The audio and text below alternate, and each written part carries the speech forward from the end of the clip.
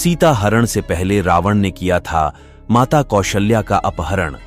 यह तो हम सभी जानते हैं कि लंकापति रावण ने किस प्रकार माता सीता का हरण किया और अपने काल को आमंत्रित किया।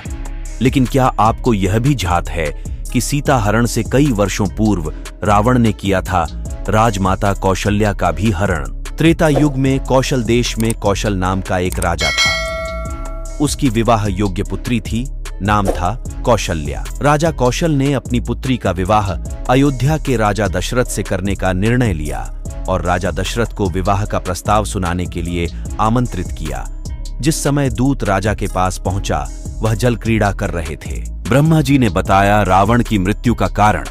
एक बार रावण के मन में अत्यंत उत्सुकता हुई कि वो अपनी मृत्यु के बारे में जाने और उस पर विजय प्राप्त कर अमर हो जाए और पूर्ण सृष्टि पर राज करे। इसी मनोरथ के साथ रावण सृष्टि के रचयिता ब्रह्मा जी के पास पहुंचा और उनसे अपनी मृत्यु के बारे में जानने की अपनी इच्छा व्यक्त की। ब्रह्मा जी मुस्कुराकर बोले, हे दशानन, मृत्यु तो अकाट्य सत्य है। इस संपूर्ण धरा पर अमर तो कोई भी नहीं है। जो जन्मा है उसे मरना ही होगा। एवं तुम्हारी मृत्यु अवधपति दशरथ और कौशल्या के पुत्र श्री हरि के अवतार राम के हाथों सुनिश्चित है। रावण ने किया कौशल्या जी का हरण। रावण परम ज्ञानी था। उसने सोचा कि अगर किसी भी कारणवश दशरथ और कौशल्या का विवाह न हो पाए तो राम का जन्म होगा ही नहीं और उसकी मृत्यु टल जाएगी। उसने एक युक्ति सोची और जिस दिन कौशल्या और दशरथ का विवाह होना था, उधर रावण अयोध्या से चलकर कौशल नगरी में जा पहुंचा। वहां भयानक युद्ध करके उसने राजा कौशल को भी जीत लिया। इसके बाद कौशल्या का हरण करके खुश होते हुए आकाश मार्ग से लंका की ओर चल पड़ा।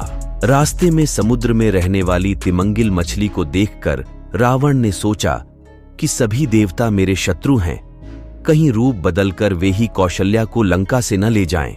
इसलिए कौशल्या को इस तिमिंगिल मछली को ही क्यों न सौंप दूं। ऐसा सोचकर उसने कौशल्या को एक संदूक में बंद करके मछली को सौंप दिया और वह लंका चला गया। मछली संदूक लेकर समुद्र में घूमने लगी। अचानक एक और मछली के आने से वह उसके साथ युद्ध करने लगी और संदूक को समुद्र में छोड़ा दिया। उसी समय राजा भी अपने मंत्री के साथ बहते हुए समुद्र में पहुंचे। वहां उनकी दृष्टि पेटिका पर पड़ी। कौशल्या ने अपनी आप बीती सुनाई। राजा भी कौशल्या को देखकर आश्चर्यचकित हो गए। तब अहंकारी रावण ने कहा, ब्रह्मा जी से कहा कि मैंने दशरथ को जल में और कौशल्या को संदूक में छिपा दिया है। तब ब्रह्मा जी आकाशवाणी से बोले कि उन दोनों का विवाह हो चुका है। रावण बहुत क्रोधित हुआ। तब ब्रह्मा जी ने कहा कि होनी होकर ही रहती है। राजा दशरथ उन्हें सकुशल अपने साथ अवधपुरी ले आए, जहां पूरे विधि विधान से दोनों का विवाह पूर्ण हुआ।